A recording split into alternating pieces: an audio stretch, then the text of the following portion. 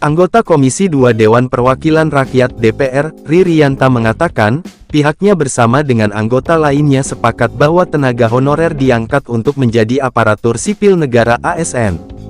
Hal itu disampaikan Rianta terkait kebijakan tenaga honorer di tahun 2023 dihapus. Dia menyebut kebijakan penghapusan tenaga honorer sebenarnya sudah ada undang-undang yang mengatur itu yang ditetapkan sejak tahun 2014 lalu. Undang-Undang Nomor 5 Tahun 2014 tentang Aparatur Sipil Negara, memang sejak itu diundangkan tidak ada tenaga honorer. Berkaitan dengan kebijakan politik tentang bagaimana tenaga honorer Komisi 2 sepakat ini diselesaikan dan didorong untuk diangkat, ucap Rianta. Mengenai pembahasan kebijakan tenaga honorer, dia mengaku tugas di Komisi 2 sudah selesai.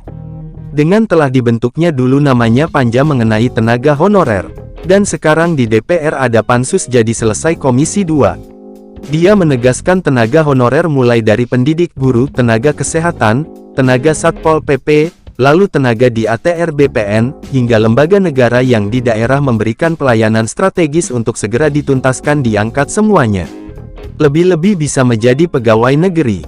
Khusus untuk Satpol PP itu dari unsur pegawai negeri sipil, karena ini amanat undang-undang.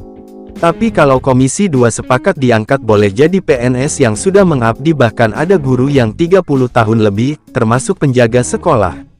Tetapi kalau pemerintah punya pertimbangan lain menjadi P3K pegawai pemerintah dengan perjanjian kerja gak apa-apa, terangnya.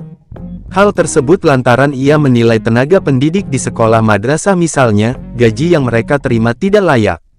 Oleh karena itu, dia berharap gaji guru yang diterima melihat jasanya harus lebih besar. Yang terpenting bagaimana memanusiakan manusia, seperti guru madrasah digaji hanya Rp200.000 ini sangat tidak layak. Tapi alhamdulillah ke depan guru-guru swasta madrasah itu kita dorong paling tidak gajinya di angka Rp1,6 juta, jelasnya. Pihaknya mengaku akan memperjuangkan nasib tenaga honorer agar diangkat menjadi ASN. DPR itu merupakan lembaga politik, kalau perjuangan politik ya semuanya harus diangkat. Soal keputusan politik itu pemerintah bersama dengan lembaga perwakilan eksekutornya pemerintah, tandas dia.